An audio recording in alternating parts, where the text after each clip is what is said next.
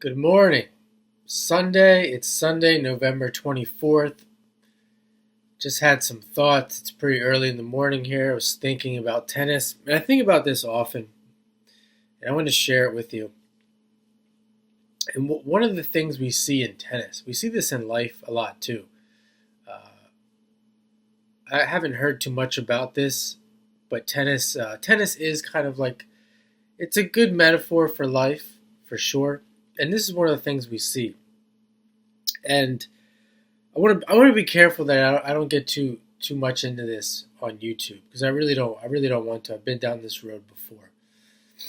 Uh, People in tennis, they tend to look at the game and they can only see it from that outside perspective. They can't see it from the internal perspective. If you watch my channel, you can see that I very much look at it from an internal perspective. And what I mean by that is the concept of technique and all this. They have to see when they're watching tennis, they have to see the arms and the legs, and they're really looking at the person and what they're doing and what they're seeing on the outside, and they're making judgments based on that. Versus an expert like myself will look at what's actually happening internally in the brain. For example, they wouldn't look at the technique externally. They'll look at how fast the player is, because speed. Just an example. Without speed, you really can't compete at this high at a high level, and it's no point in even judging the technique, because the coordination, the conditioning, all that, as I say in my videos, creates the technique, and it's not really what people are seeing, and people are never going to get that. They're just never going to get that. They're making even people making videos. They're making these videos like, where's the elbow, where's this, and none of that shit matters. And they could be watching this and they're still thinking that it matters. They don't get it. They're not gonna get it. And it's like the whole play and stay with the balls and the court sizes. They just can't. They just can't understand that the translation between using these tools, playing they take mini tennis for example. They can't understand how mini tennis translates to a full court. They just don't. It has to be on the full court, and that's where you get feeding. You can't just play the game to improve. You have to feed it exactly the way it looks. And there's some there's always some truth to all of this. Really what they want to do is they want to recreate, ideally you want to recreate the game situation exactly the way it looks. And really what that means is, take one of the situations in tennis, the passing situation. You want to recreate the passing situation. But here's the thing. You're never this is the thing they'll miss. And they'll dispute this, because again, they're looking with their eyes. Their eyes are tricking them. You're never going to recreate the same situation in tennis. Never going to happen. You can for example, you set up the game, you set up the passing shot game, and you play it out. And you might try to make it varied by playing on different courts, playing on different surfaces, playing against different players. See, this is the reason why you're never going to recreate it, because every time you step on the tennis court, it's never going to be the same. Even if you're playing indoor, you can even look at these very much regulated situations. Indoor tennis, probably the most regulated of them all, right? There's no wind, the sun, etc. The temperature's similar. Even on an indoor court, it's never going to be the same as the day before. And why is that? Well, one of the reasons is because you're not the same. And this is very subtle. You're not the same as you were yesterday. And you definitely aren't the same as you were a year ago. And then you take the player, more importantly, the player you're playing against is different. And that alone, and you might even be on a different court. See, I play with people too on the outdoor courts, and they don't. I haven't really got into this, but the subtleties of the air movement and the wind and these a lot of these outdoor courts are absolute trash. Where there's always a tilt, there's always a down. It's always like they're always built slightly downhill. You can take advantage of this, and I play with people, and I mentioned this to them, and they don't even know. At least they say they don't even know what I'm talking about. They're not even aware of it. And you could say that I'm hyper aware, and that's a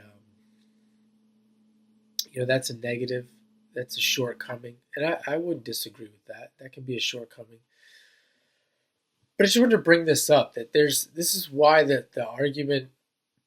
I even heard this from a client once. What came first, the chicken or the egg? That this is the way and they were trying to tell me that you're never going to win this argument or this battle. Stop fighting it. And I'm not really trying to fight or argue with people. I'm just on my end. I'm never gonna.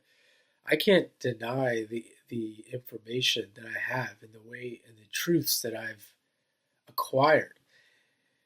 And I know from experience that people aren't going to get it, at least not in the short term. They might come back to the channel, they might get it later on because they are learning, and that's what I'm doing here. I'm teaching. Uh, the viewers are the learners. I am the teacher. Occasionally, I'm sure, I'm not ruling out that I won't learn from the viewers. I'm open to that. But in a large majority of cases, I'm the teacher, they're the learner. And that's because I've read every tennis book on the planet. I've implemented every tennis book on the planet. I've watched 1,000 tennis matches or more. I've played 1,000 tennis matches or more. I've implemented the 10,000. I've coached 10,000 hours on a court, not just with players who are really good, but players who have no skills whatsoever. So I know I have the experience, and again the knowledge that 99.99% of the viewers don't have.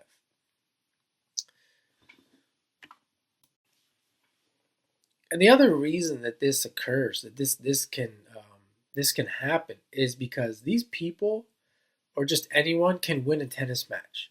They don't have like I can sit here and say, and I'm not trying to be arrogant or say this, but let's just say I could sit here and say I know more about tennis than everybody else, or I know more about tennis than this guy, and I step on the court and I play him and he beats me. Does that mean that does that take away from that statement that now he knows more about tennis than me because he beat me in a tennis match? No, absolutely not. But a lot of people would think that that's true. Again, because their eyes are tricking them. And I'll give you an example of this. First time I experienced this, I was playing a USTA match, and it was a lower level, and I come up against this guy, and he literally rushed the net. This is the first time I experienced this, actually. Surprisingly, he rushed the net on every point, and I'm like, this is like early on in my tennis career or learning period. I'm like, what is this guy doing? Like, this guy's trash, and he's just. And I'm thinking in my mind, I'm thinking, you know what? I don't know. He might have done this because he thought he couldn't win. So I'm thinking in my mind, I'm like, this guy figures he can't beat me from the baseline, so he's just gonna rush the net every time. And not only was he doing that, he was. I think it was just the forehand and backhand. I don't know if it was the serve, but let's just say it was just the forehand and backhand. He would hit it as hard as he could to a spot, at like the biggest spot on the court, and then just rush the net. And I couldn't deal with it. I had such a hard time with it because I was in this like tennis learning phase, always thinking about more about what I was learning, and not competing, so to speak. And at the time, I remember I was practicing my two-handed backhand. I tell that story about the two-handed backhand, and I remember in that match, I hit a two-handed backhand where I knew I had made it, so to speak. I had made it. The two-handed backhand was solidified. I had learned it. I had implemented it. It felt good. More importantly, I felt confident with it. And this guy kind of brought it out of me because I had to get angry. I had to get super aggressive to combat this guy's nonsense. And I think he won. Yeah, he won the match. And that's the first time I experienced that. And the reason I tell that story is because this is what I see a lot of guys doing. They can go really far because they are so big, strong, and aggressive. And it's not even like aggressive from like a good form or like a good like skill standpoint. They're just dirty, dirty aggressive. Like playing. It's ugly. Like Brad Gilbert says, playing ugly. That's what they're doing. They don't have like loose. How about talking about like hitting the ball hard, nice and loose? These guys are just rough aggressive. And that's it. That's what I experienced that day. It's the first time I experienced it, and these are the kind of people that I'm referring to as well. They would never understand. This guy would never understand what I'm talking about. Um, he would be the guy that can't lose a tennis match to learn something new. It's just, oh no, I'm gonna continue to do what I do because it works. And it's actually like that moment was fun because there's people watching and cheering and all that stuff. That's all great, but the actual tennis was miserable. It was absolutely miserable. I had to serve as hard as I could to to fight this guy off from doing this shit that I couldn't stand, this situation I couldn't stand being in. But meaning at the time I didn't want to be in a passing situation where I couldn't even pass. Now, being the player I am now, it wouldn't bother me.